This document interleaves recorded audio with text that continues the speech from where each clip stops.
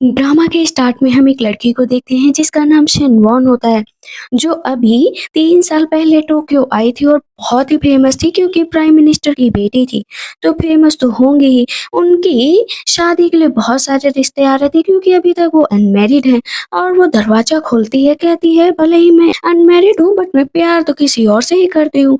पता चलता है कि वो प्यार ना झिंग हाओ से करती है। कहता वॉन वॉन फाइनली तुम आ ही गई ना।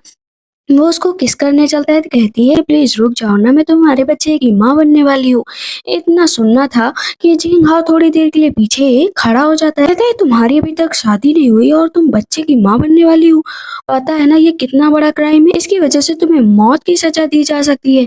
अगर तुमने सही टाइम पर मैच मेकर नहीं ढूंढा ना तो पता है ना तुम्हारा क्या होगा। कहती है क्या बकवास कर रहे हो, तुम्हें अपने शब्दों पर यकीन है कि तुम ये शब्द मेरे लिए कह सकते हो। कहता है हाँ बिल्कुल कह सकता हूँ, तुम्हारे लिए ही ये शब्द कहूँगा।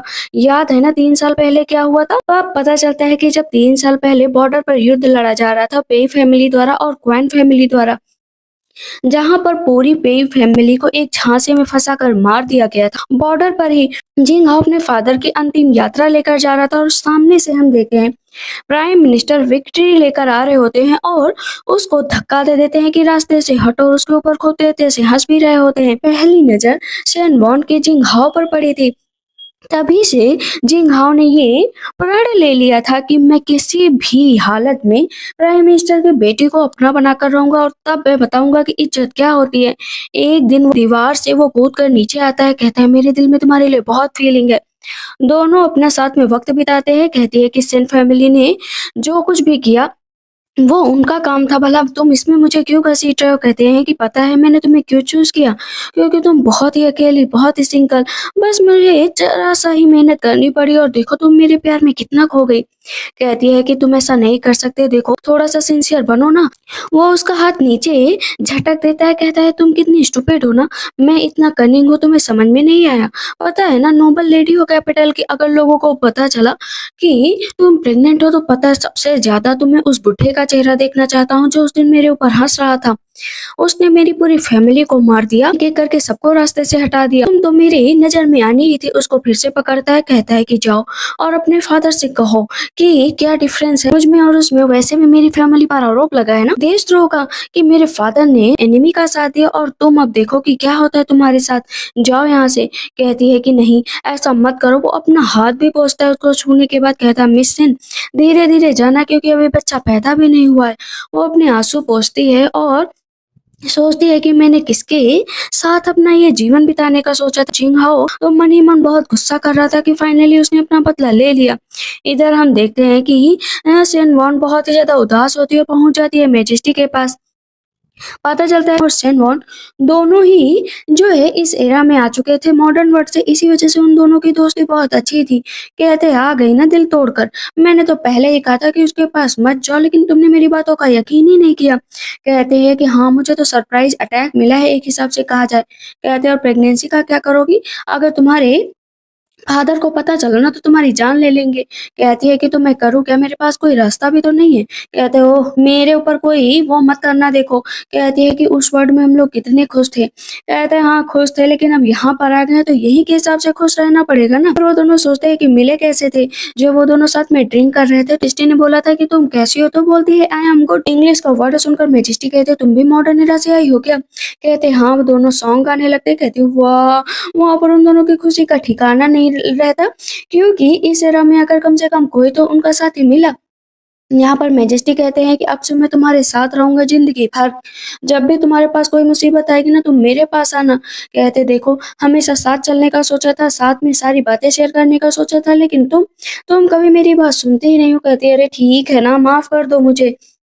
अभी हम देखते हैं कि काफ़ी रात हो चुकी होती है और वो इतना ज़्यादा ड्रिंक कर लेती है, उसकी दासी कहती है कि आप यहाँ पर आएँगे, पता है ना आपने कितनी अल्कोहल पी ली है और आज तो आप जिंगहाओ से मिलने गई थी ना, क्या हुआ? आपने उन्हें बता दिया ना? कहती है कि सब कुछ टूट गया, सब कुछ बेकार हो गया, उसका प्यार भी फेक और सब कुछ फेक, अब हम लोगों के बीच ब्रेकअप हो चुका है। कहती है यंग लेडी इस तरह मत करिए ना, आप को ठंड लग जाएगी। वैसे भी हमेशा ही जिंगहाओ को आपको बहुत अच्छे से ट्रीट करते हैं। अब हमें यहाँ पर पता चलता है कि जब भी उसे चोट लगती थी या जब भी उसे ज़रूरत होती थी, जिंगहाओ हमेशा उसके लिए आता था, उसकी केयर करता था।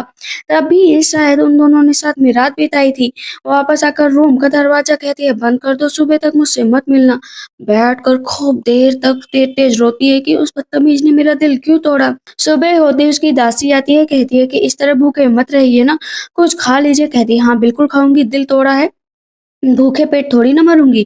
खूब तेज़-तेज़ खा रही होती है। पता है, जिंगहाओ ना गया है एक जगह पर जहाँ पर लड़कियाँ खूब ज़्यादा डांस करती हैं। कहती है कि चलो मैं भी तो देखूँ जाकर कि आखिर वो वहाँ पर मेरे बारे में क्या कहता है।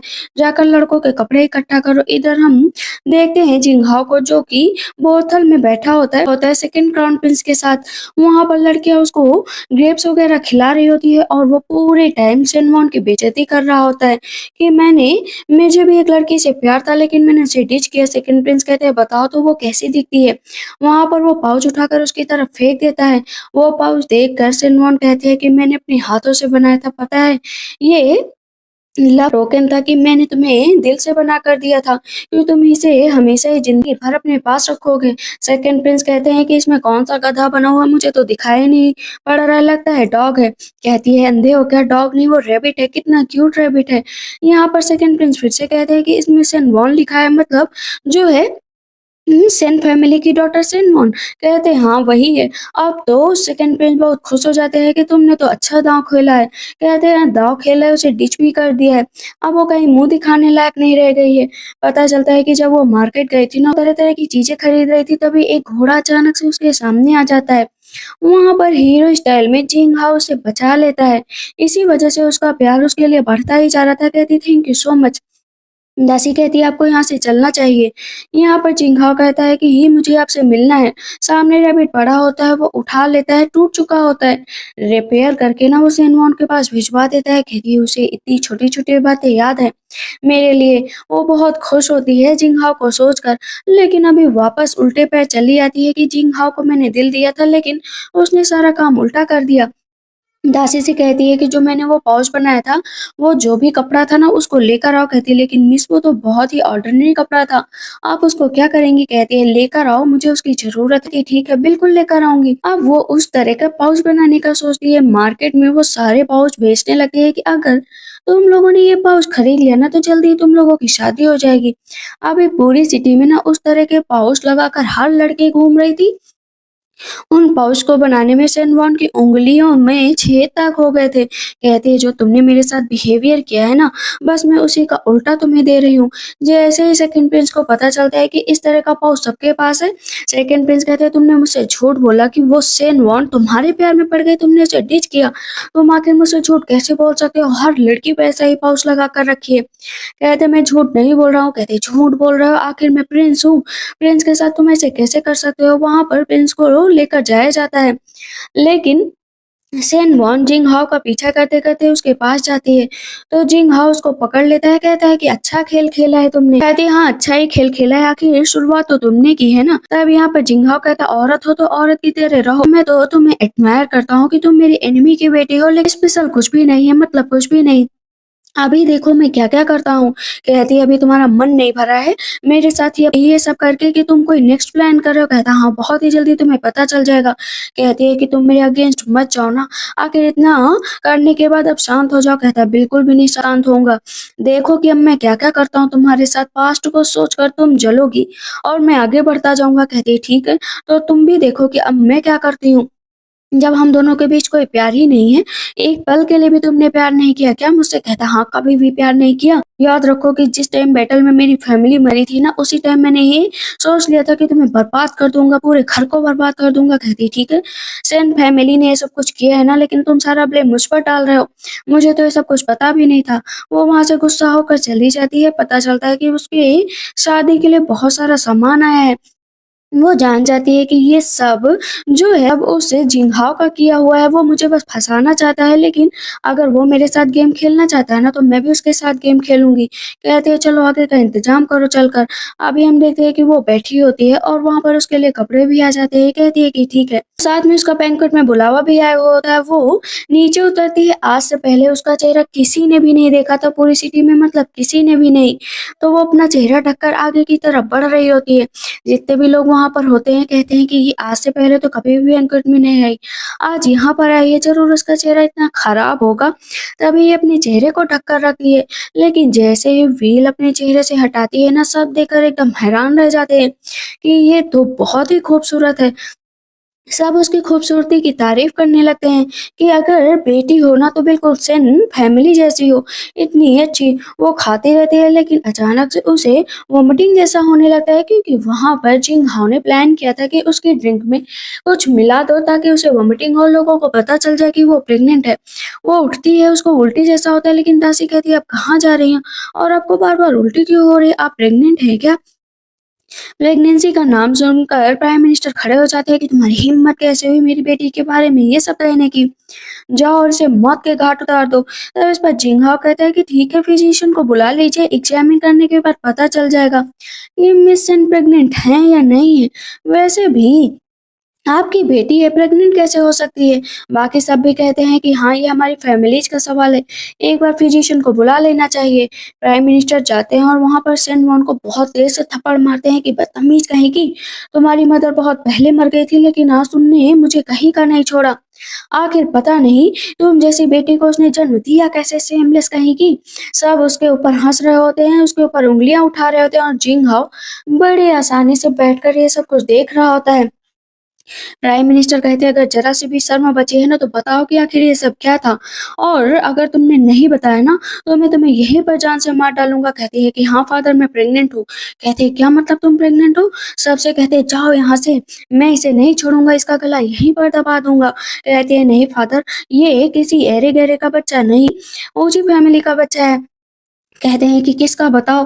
तुरंत ही कहती जिंघाओ का, क्योंकि इसने मुझे फ्रेम किया था। इस पर जिंघाओ कहता है कि तुम्हारे पास क्या एविडेंस है कि ये मेरा बच्चा है? कहती है एविडेंस की कोई जरूरत नहीं, तुमने अपना बदला लेने के लिए हर कसर पूरी की, मेरे साथ ये सब कुछ किया। फादर आपने इसकी फैमिली को मारा ना तो इसने बस बदला लिया है मुझसे, इससे ज्यादा कुछ नहीं। इसे लगता है कि मैं इसके हाथ की कठपुतली हूँ तो इसने बस अपने हाथों से मुझे इधर उधर घुमाया। वैसे भी आदमियों के लिए औरत कुछ भी नहीं होती ना, लेकिन मैं अपने गॉड से प्रे करूँगी कि जिस तरह इसने मुझसे खेल खेला है ना, वैसे भी इसकी ज़िंदगी इसके साथ भी खेलो। देखना बहुत ही जल्दी इसको पछतावा होगा।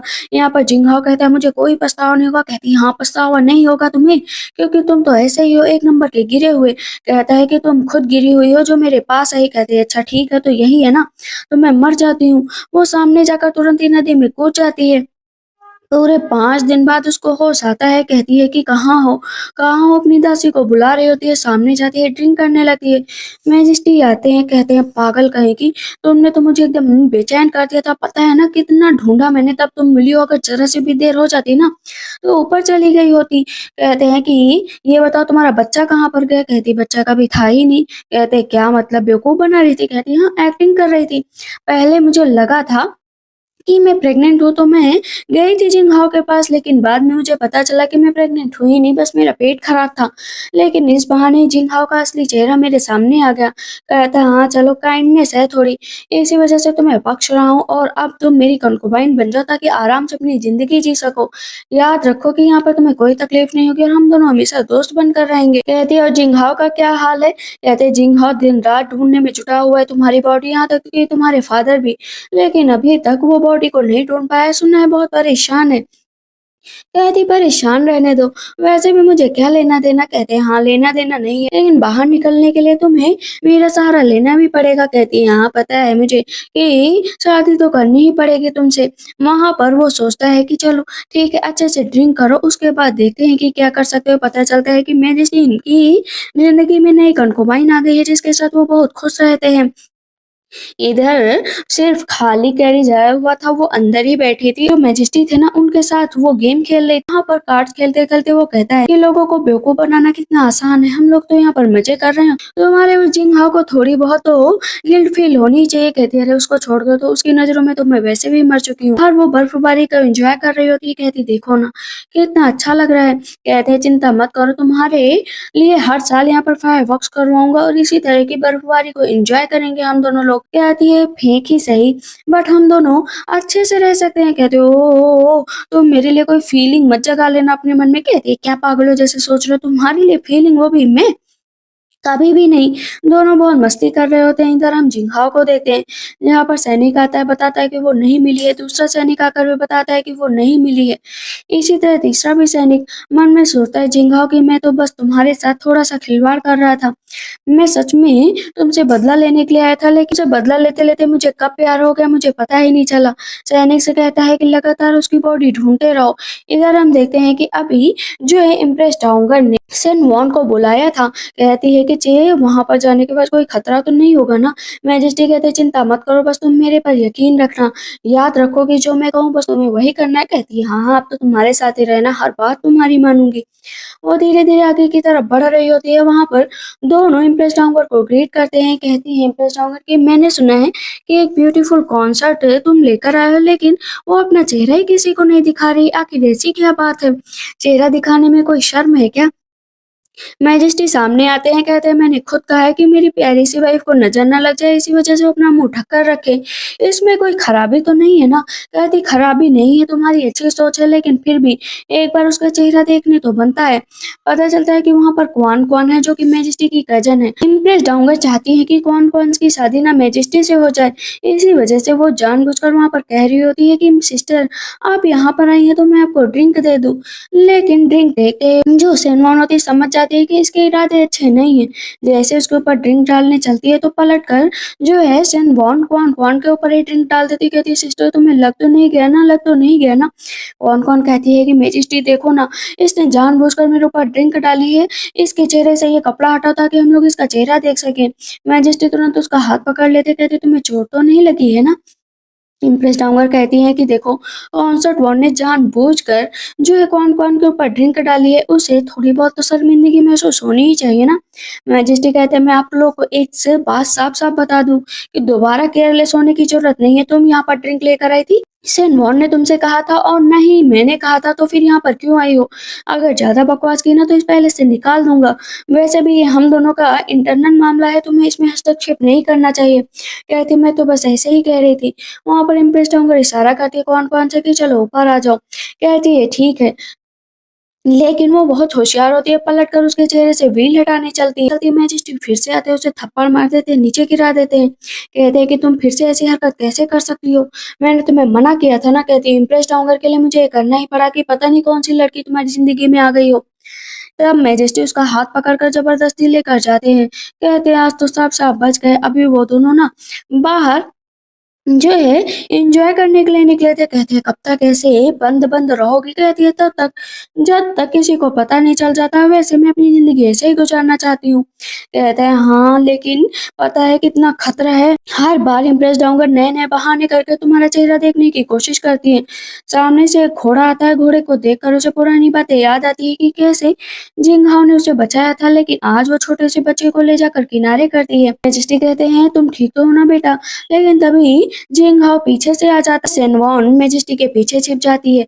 मैजेस्टी कहते हैं कि तुम यहाँ पर क्या करने? कहते हैं मैं तो राउंड पर निकला था ताकि तुम्हें पता चल सके कि सब ठीक है या नहीं है। कहते हैं हाँ ठीक है। कि मैंने सुना है कि आपने एक ब्यूटीफुल कनकुमाइन से शादी की है। कहते हैं हाँ वो बहुत ही ब्यूटीफुल है। तुरंत ही सेनवॉन को अपनी बाहों में उठा लेता है। कहता है यार तुम तो उठ भी नहीं रही हो, ज्यादा भार मैं उठा नहीं पाऊंगा, चुपचाप बैठी रहो। कहते हैं ठीक है अब मैं यहाँ से जा रहा हूँ, तुम अपना काम करो, मुझे डिस्टर्ब करने की कोशिश मत करना। कहती है लेकिन क्यों उठा रहे हो, ऐसे ही चलो ना। कहती है अरे तो अगर छोड़ दिया तो तुम्हारी फिगर से उसको पता चल जाएगा ना। सिंघाओ को पूरा शक हो जाता है। जो न्यू कंकुबाइन है उसको देखकर बहुत ही फैमिलियर सा महसूस हो रहा है, ऐसा लगता है कि वो सेनवॉन है और उसका शक एकदम सही होता है। हम देखते हैं कि वो अपनी दासी के पास जाती है। कहती है न्यू ईयर का गिफ्ट तुम रख लो। कहती है थैंक यू सो मच कि आपने न्यू ईयर का गिफ्ट दिया। कहती है ठीक है अपनी फैमिली के पास जाओ ना, वैसे भी तुम्हें अपनी फैमिली के पास जाना चाहिए। कहती है हाँ मुझे पता है, जिंगहाओ ने ही मेरी फैमिली को बचाया था। थोड़ा सा शांत हो जाती है कि मेरा आपको दिल दुखाने का कोई इरादा नहीं था। कहती है मुझे पता है जिंगहाओ एक अच्छा इंसान है, बट वो मुझसे बदला लेने के लिए सब कुछ कर रहा था, इसी वजह से मैं तो उसे माफ नहीं कर सकती, बट तुम उसका एहसान कभी मत भूलना। कहती है कि वैसे भी मैजेस्टी अब तो आपसे बहुत प्यार करते हैं। कहती है प्यार नहीं दोस्ती है। फायरवर्क्स होने लगते हैं और वो दोनों बैठकर एंजॉय करने लगती हैं कि कितना अच्छा वक्त है। बस ऐसे ही गुजरता जाए वहां पर, लेकिन तभी पता चलता है कि कोई महल के अंदर एंट्री कर रहा है। अपनी जिंघाओ होता है, वो दोनों वहां से बहुत तेजी से भागने लगती है कि ये यहाँ पर कैसे आया, अगर इसने पकड़ लिया ना तो सब कुछ गड़बड़ हो जाएगा। वो भागती रहती है, दोनों को कपड़ा देती है क्योंकि दासी को भी पहचान जाएंगे तब भी गड़बड़ है। कहती तुम इसे बांधो, मैं इसे बांधती हूँ। दोनों अपना अपना चेहरा बांध लेते हैं। तभी सामने से जिंघाओ आ जाता है, कहता है कि आपने अपना चेहरा क्यों ढक रखा है कॉन्सर्ट वॉन। कहती है क्योंकि मुझे अपना चेहरा दिखाने का बिल्कुल भी शौक नहीं है। कहते हैं लेकिन इतने टाइटली चेहरा बांधने की कोई जरूरत नहीं थी। सेनवॉन कहती है देखो मेरे चेहरे पर बहुत रेड रेसेस हैं, इसी वजह से मैं अपना चेहरा नहीं दिखा सकती।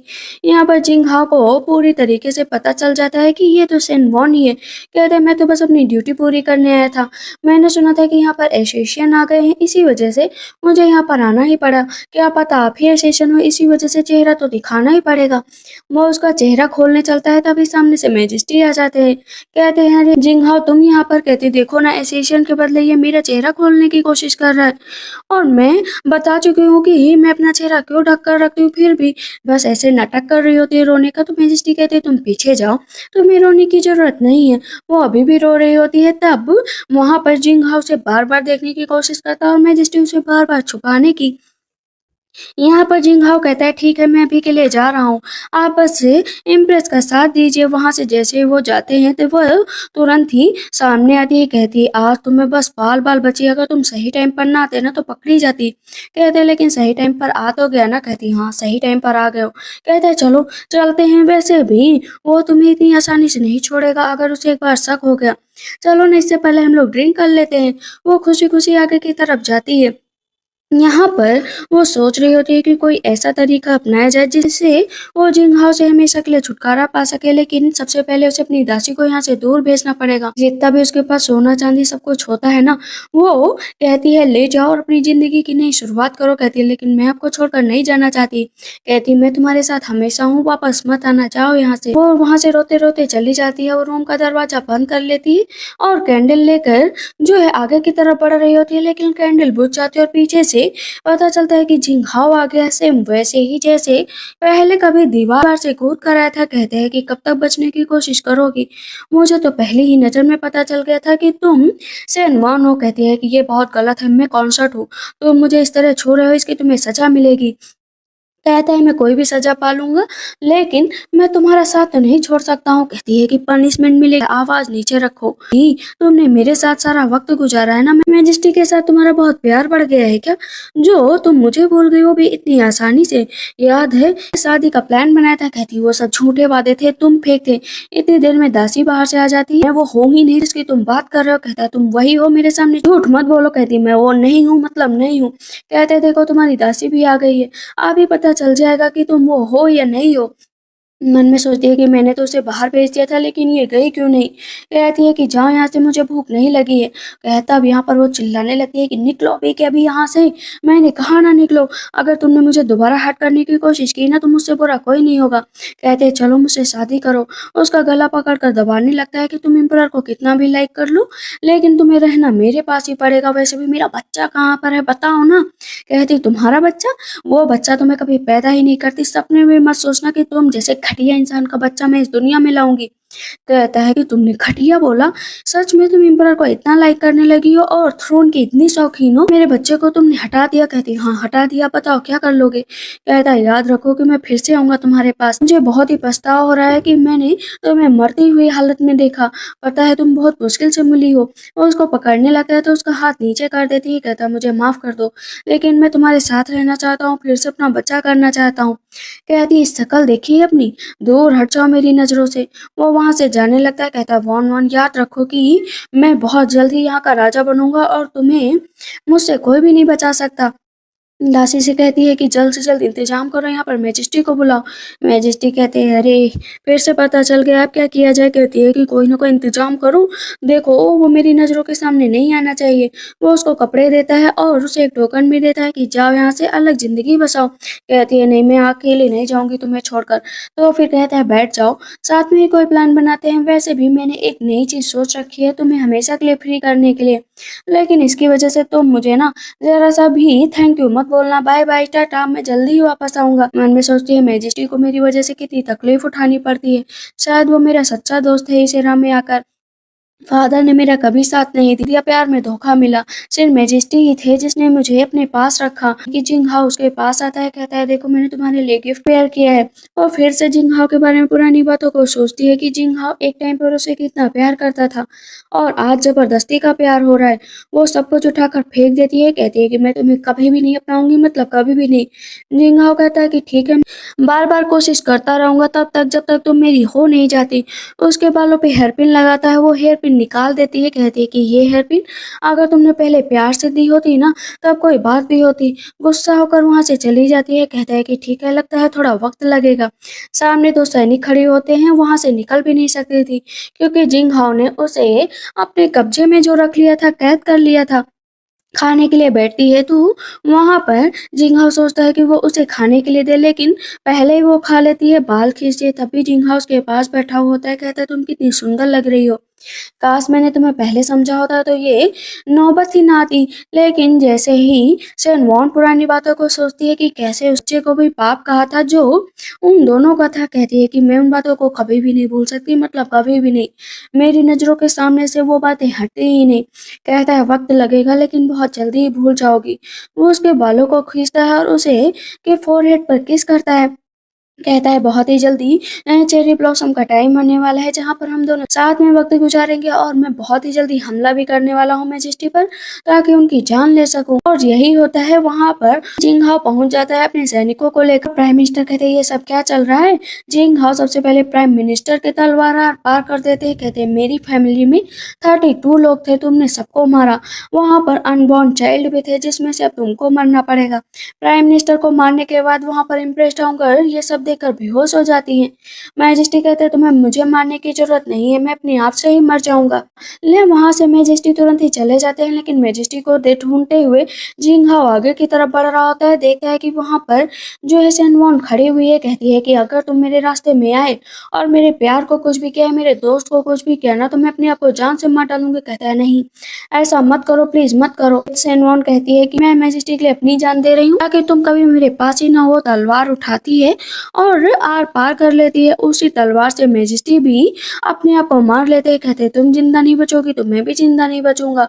चिंगा बहुत तेज से रो रहा होता है कि प्लीज मुझे छोड़कर मत जाओ, मत जाओ, तुम ऐसा नहीं कर सकती, मैं तुम्हें खो नहीं सकता हूँ। वो बैठ कर रोता रहता है, कहता है एक बार गलती हुई, तुम मुझे दोबारा छोड़कर चली गई। वो अभी भी बैठकर बस रो ही रहा होता है और उसे हर एक बात बस याद आ रही होती है कि उसने कितनी बार और लड़कियों के साथ जाने की कोशिश की, लेकिन जो सेनवॉन थी ना, उसका प्यार उसकी आंखों से, उसके दिमाग से उतर ही नहीं रहा था, क्योंकि जैसा प्यार वो उसको करती थी शायद ही करे। कहता है कि जाओ और उसकी डेड बॉडी को लेकर आओ ताकि मैं उसे अंतिम विदाई दे सकूं। वैसे भी मैं उसके साथ ही अपना वक्त गुजारना चाहता था, अपना सब कुछ गुजारना चाहता था, उसकी यादों को सोच-सोच कर कि कैसे उसको हर बार वो नकारती आई है। कहते हैं कि जाओ, जल्द से जल्द जाओ। लेकिन अचानक से उसको हेयरपिन मिल जाती है, वो भी रास्ते में। कहते हैं ये हेयरपिन रास्ते में भला क्या कर रही थी, मतलब उसकी डेड बॉडी कहाँ पर है। जब उसकी डेड बॉडी ढूंढने के लिए जाता है तो देखता है कि वहां पर एक हिडन दरवाजा था, मतलब वो तलवार उसने किनारे से मारी थी अपने हाथ के बगल से। मैजेस्टी ने भी बस नाटक किया था, उन दोनों को कोई चोट नहीं लगी थी। कहता है कि उन दोनों को जल्द से जल्द पकड़ो, वो यहीं पर कहीं होंगे। सारे सैनिक और चिंगहाओ उन दोनों को ढूंढने के लिए निकल जाते हैं और इधर मैजेस्टी अपना राजपाट सब छोड़कर जो है चुपचाप निकल जाते हैं वहां पर सेनवॉन के साथ एक नई जिंदगी बसाने के लिए कि हम दोनों हमेशा साथ ही रहेंगे। कहती हाँ सही में, कम से कम उस जिंगहाओ से पीछा तो छूटा। तब मैजेस्टी कहती है मेरा प्लान था, थैंक यू बोलो। लेकिन अचानक से कैरिज रुक जाता है, कहती ये क्या कैरिज यहाँ पर कैसे आ गया, जरूर जिंगहाओ होगा। दोनों कैरिज से नीचे कूद जाते हैं, एक तीर आकर वहां पर मैजेस्टी को लग जाती है। कहती है कि मैजेस्टी आप तो ठीक है ना, क्या हुआ आपको। कहते हैं लगता नहीं है कि मैं ज्यादा देर जिंदा बच पाऊंगा। वो तुरंत ही उसे एक ऐसी जगह पर लेकर जाती है ताकि उसका इलाज किया जा सके। देखती है कि तीर का घाव बहुत ज्यादा हो चुका होता है। कहते हैं मैजेस्टी हम दोनों तो वैसे भी साथ में नहीं हो सकते, तुम अपना रास्ता तय करो, यहाँ से चली जाओ। लेकिन वो जाने से मना कर देती है, कहती है कि मैं तुम्हें ऐसी हालत में छोड़कर नहीं जाऊंगी। तुमने हमेशा मेरा साथ दिया है और आज जब मुसीबत पड़ी है तो तुम्हें लगता है कि मैं तुम्हें यहाँ पर मरती हुई हालत में छोड़कर जाऊँगी। कभी भी ऐसा नहीं होगा, मतलब कभी भी नहीं। सिर्फ़ एक रास्ता था कि वो जाए जिंघाओ के पास और तीर लगा था, उसमें पॉइज़न था, उसका एंटीडोट माँगे। कहती है कि एंटीडोट दे, जो कहोगे मैं उसे करने के लिए तैयार हूँ। कहता तो फिर बीजिंग मेरे साथ चलो। कहती हाँ मैं चलूँगी तो ज़रूर तुम्हारे साथ, लेकिन गारंटी नहीं है। मैं जैसे ही जाऊँगी अपने आप को जान से मार डालूँगी, क्योंकि मैं तुमसे प्यार करती ही नहीं। मेरा प्यार तो उसी दिन मर गया था जिस दिन तुमने मेरी बेइज़्ज़ती की थी। कहता लेकिन तब भी मेरे साथ चलना पड़ेगा। कहती है कि बस मेरी एक रिक्वेस्ट हो, मुझे एंटीडोट दे दो। वैसे भी मैं तुम्हारे साथ लाइफ टाइम नहीं रह सकती। कहता है कि आप मुझसे इतनी नफ़रत करती हो कि मेरे साथ जाना नहीं चाहती? कहती हाँ, वक़्त रहते मुझे पता चला कि मैजेस्टी से बेहतर कोई भी नहीं। इस वर्ल्ड में शायद मैंने उससे प्यारा इंसान देखा ही नहीं, उससे अच्छा, उससे केयरिंग। तुम तो बस मेरे लिए आए थे ताकि मैं मैजेस्टी को और दिल से देख सकूं। मेरे नजरों में इतना गिर गए कि दोबारा कभी शायद उठ भी नहीं सकते। मैंने तुमसे कितनी रिक्वेस्ट की थी ना उस टाइम कि मुझे माफ कर दो, मुझे अपना लो, लेकिन तुमने उस टाइम ध्यान नहीं दिया था। जिंगा बहुत रोता है कि मुझे माफ कर दो, मुझे माफ कर दो। कहती बिल्कुल भी माफ नहीं करूंगी। अगर हो सके तो आज के बाद से मेरा पीछा मत करना। याद रखो कि मैं तुम्हारे साथ खुश नहीं रहूंगी। तुम अपनी जिंदगी अकेले गुजारो, जाकर मैजेस्टी बन जाओ। वैसे भी मैं भी चाहती हूँ कि इस लाइफ में तुम भी खुश रहो और मैं भी खुश रहूँ। नेक्स्ट लाइफ में तुम कभी भी मेरी ज़िंदगी में मत आना, नहीं मुझे ऐसा दुःख चाहिए। वो बहुत रोते हैं और यहाँ पर उन सारी चीज़ों को सोचकर और भी उन्हें रोना आता है कि उसकी वजह से इतना बड़ा षड्यंत्र रचा, वो भी शेनवॉन ने, कि ताकि उससे छुटकारा पा सके। अब वो कहता है कि ठीक है तुम जाओ, खुश रहो, मैं तुम्हारी ज़िंदगी में कभी भी नहीं आऊँगा। बस उन प्यारी सी यादों को एक बार फिर से दोहराता है और वहाँ से निकल जाता है। इधर हम देखते हैं कि मैजेस्टी भी अब पूरी तरीके से ठीक हो चुके होते हैं। तो ये कहती है कि चलो हम लोग तो वर्ल्ड टूर करेंगे ना, एक जगह पर रुकेंगे नहीं। कहता हाँ बिल्कुल ट्रेवल करेंगे, प्रॉमिस जो किया है। दोनों निकल पड़ते हैं। इधर जिंगहाओ भी जो है राज्य की तरफ निकल जाता है, जहाँ पर वो पूरी तरीके से राज्य पर अधिकार जमा लिया था और वो राज्य का बहुत ही चहेता राजा बन चुका था। लोगों के लिए वो गॉड की तरह था, वो सबकी केयर करता, वो जनता के लिए कुछ भी कर सकता था। सब लोग कहते हैं कि आप बहुत दिन जिए, बहुत दिन जिए। इधर हम दोनों को देखते हैं जो वर्ल्ड टूर पर निकले थे, गांव गांव गली मोहल्ला हर जगह घूमते हैं। इस बीच जो मैजेस्टी थे उन्होंने कई सारी बैटल जीती। जिंगहाओ की जिंदगी में बस एक ही रिग्रेट था कि उनका हरम पूरी तरीके से खाली था, आगे का वंश भी नहीं बढ़ा, ना ही कभी जिंगहाओ ने शादी की। शायद ये रिग्रेट जिंगहाओ को हमेशा के लिए रहेगा जब तक वो मर नहीं जाते। इसी के साथ इस ड्रामा की एंडिंग होती है। तो आप लोग को ड्रामा कैसा लगा मुझे कमेंट सेक्शन में जरूर बताना। तब तक के लिए बाय बाय, टेक केयर।